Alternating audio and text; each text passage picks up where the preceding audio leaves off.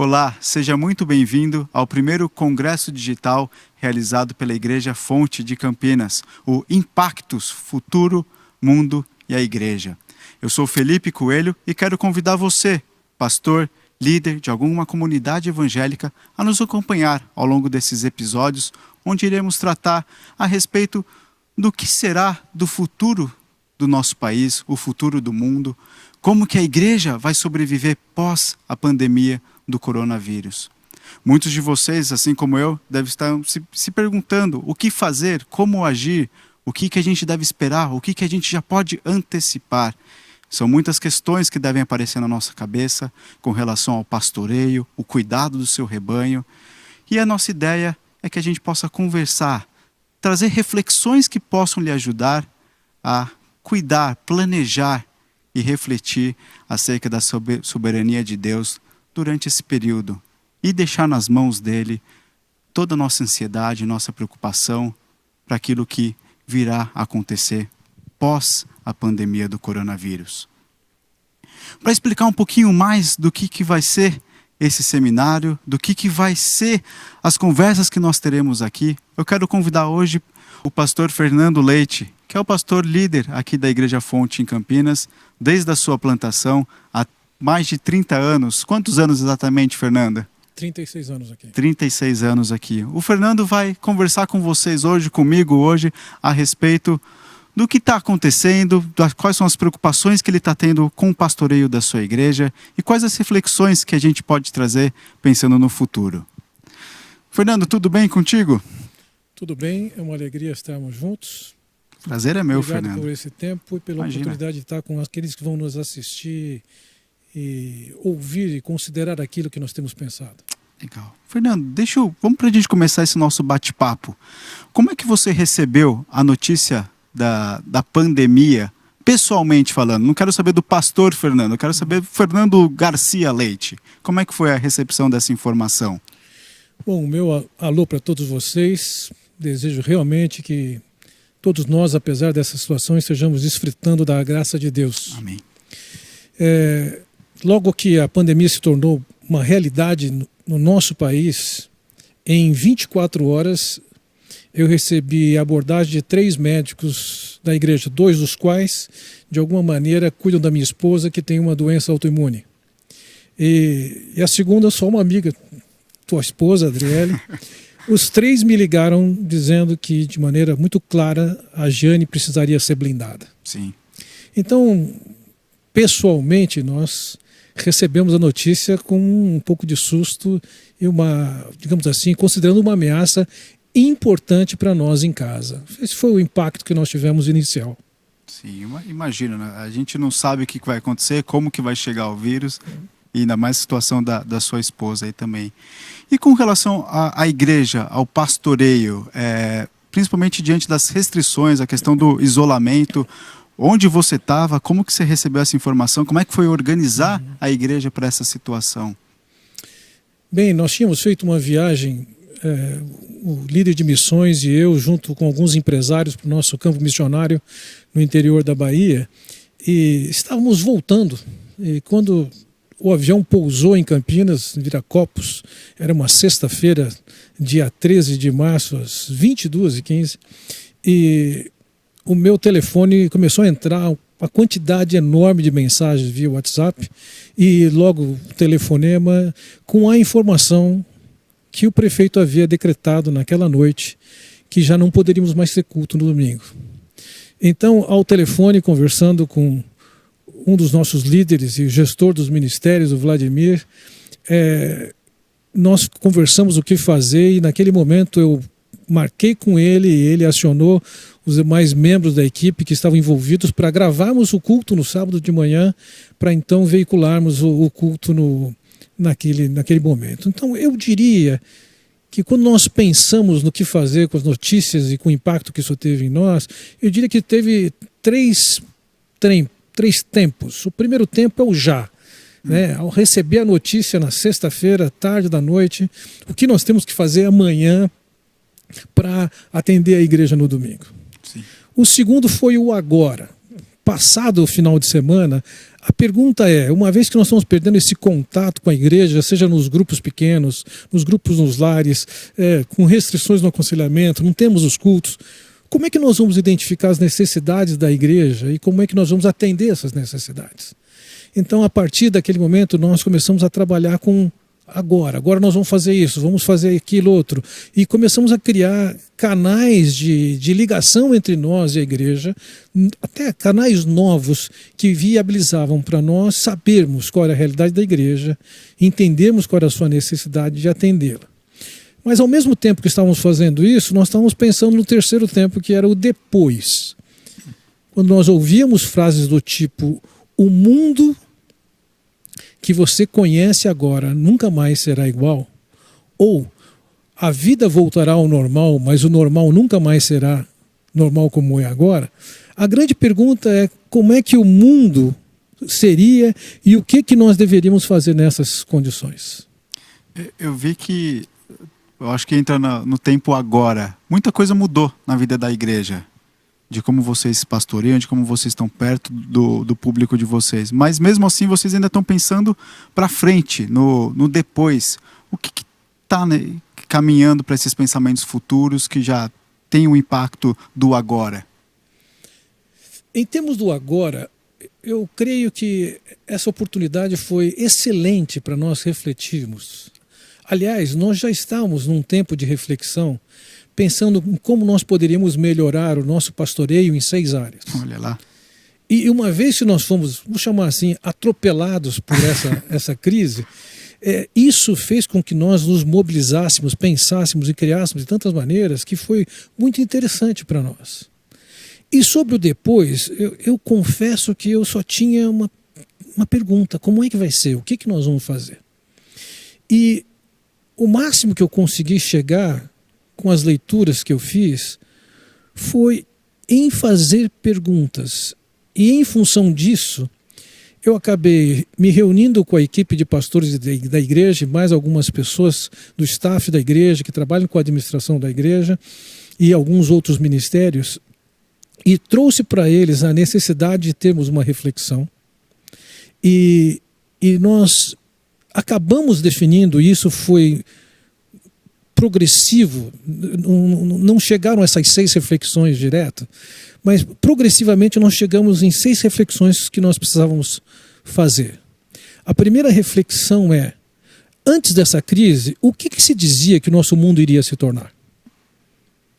E então acabamos convidando o Alex, que tem estudado sobre futurismo, para falar para nós o que o mundo vai ser, para que ele está sendo desenhado. Que legal.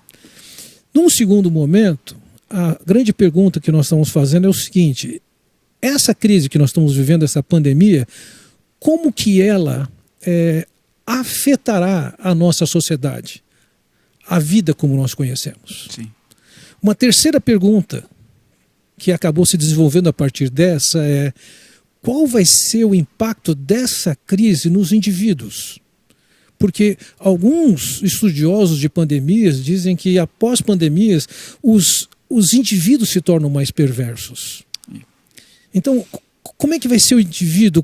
Quais são as demandas que ele tem? Quais são as coisas que serão potencializadas por essa crise? A quarta consideração que nós fizemos é como isso afetará o ministério da igreja? Em termos estruturais, o que vai ter que ser mudado? A quinta pergunta que nós fizemos foi como isso afetará o ministério pastoral? Como pastores deveríamos ser moldados, agir de uma maneira diferente? E a sexta palestra seria como é que nós vamos olhar para essa crise e explicar para o nosso povo, com a Bíblia aberta, entendendo essa circunstância. E vejam, para cada um desses assuntos, nós montamos um grupo de 3 pessoas que leram muito mais do que eu imaginava, seguramente centenas de artigos, e um desses, cada 3 em cada palestra, fez uma apresentação para nós, e assim que nós fomos ganhando uma visão do depois. É o seu grupo de pastores que se reuniram, você falou que o pessoal do administrativo, a liderança talvez aqui da igreja de alguma forma. Talvez não diria a liderança da igreja, porque o colegiado, os anciãos da igreja, os coordenadores de ministérios não estavam presentes, mas estavam sim os pastores e alguma liderança de ministério. Então eu diria cerca de metade do nosso time ali, perto de 15 pessoas, estavam presentes, participando dessa dinâmica, somando ainda 4 missionários que estão em 4 campos diferentes fora de Campinas. Muito legal. Presentes online, no caso, né? Todas as reuniões online. Tá certo. Fernando, pensando nessas considerações, o que você entende quando a gente olha para as Escrituras Sagradas e fala que a gente não deve se preocupar com coisa alguma, para a gente não andar ansiosos com coisa alguma? Por um lado, a gente pode olhar e falar assim, se é isso, se Deus é soberano, então não tem que ficar planejando o futuro. Ainda mais diante de tanta incerteza por conta de uma pandemia contra essa. Por outro lado, a gente vai olhar e falar, mas é muito difícil não ficar ansioso. O que você entende que, acerca das Escrituras, esse tipo de estudo vale a pena fazer, vale a pena acontecer? Boa pergunta. E saiba, ao fazer isso também passou pela minha cabeça. Eu tenho uma formação na minha base muito mais pietista do que intelectual. E consequentemente, eu quero me inclinar muito mais a descansar no Senhor, confiar no Senhor, e esse é o caminho certo. Entretanto, nós encontramos algumas orientações nas Escrituras, algumas luzes nas Escrituras que nos levam a pensar no futuro de uma maneira consistente. Então, no livro de Provérbios, por exemplo, nós encontramos lá no capítulo 14, versículo 16, um texto que diz: o sábio é cauteloso e evita o mal. Ou seja, há cautela, há cuidado a ser tomado. Você pode ver o mal e se desviar dele, ou simplesmente ignorar e ir em frente. E nós sabemos que isso não é uma prova de confiança em Deus.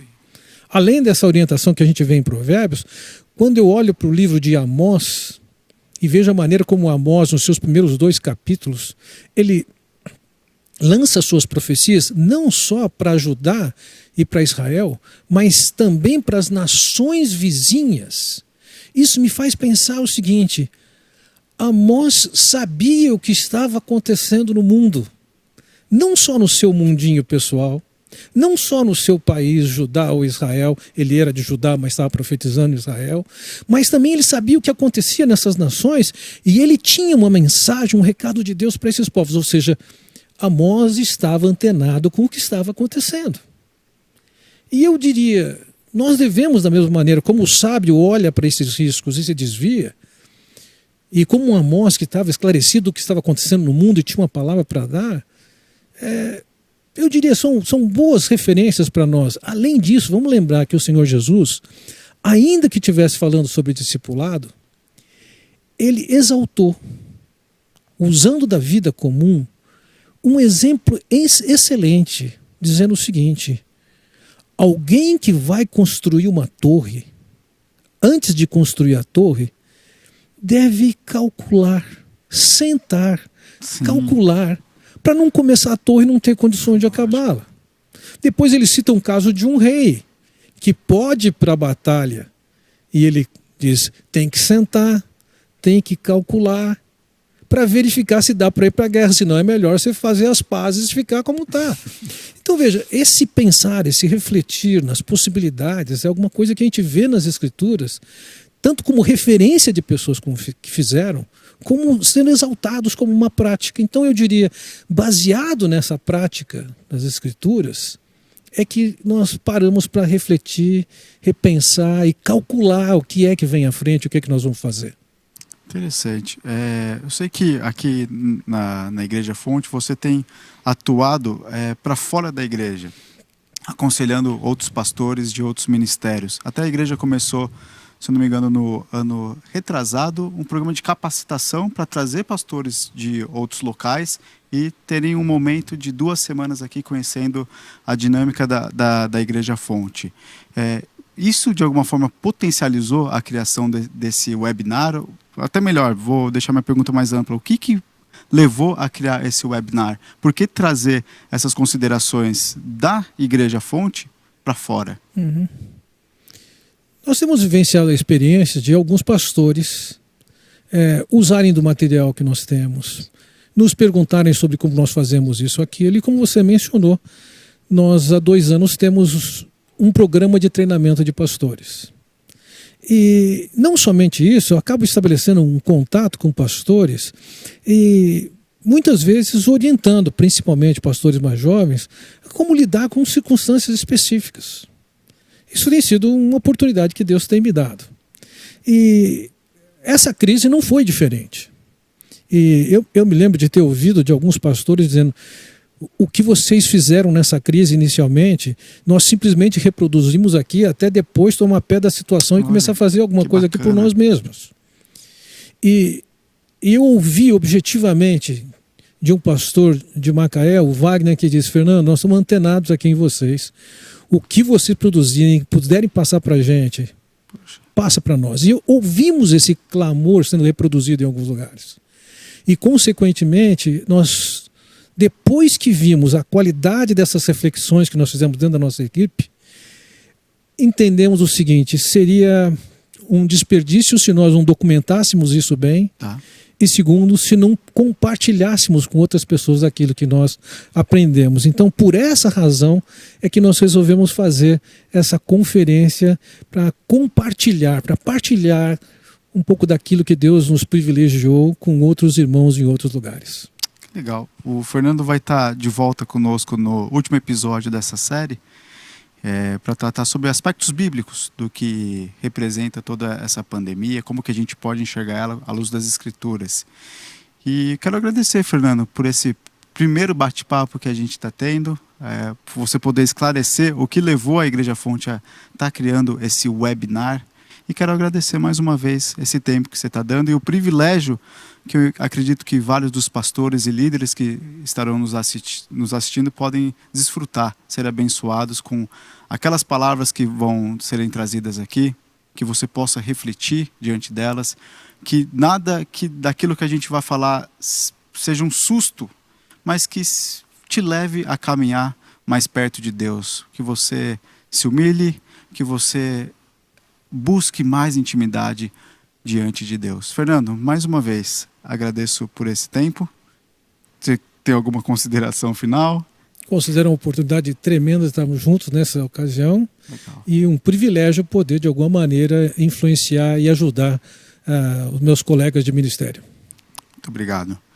Para você que nos assiste, eu quero te convidar a se inscrever no nosso canal do YouTube, ativar o sininho para receber as nossas notificações e todas as informações de vídeo que nós postamos semanalmente. E, mais uma vez, convidar a nos acompanhar ao longo dos episódios desse seminário digital. Muito obrigado e até a próxima.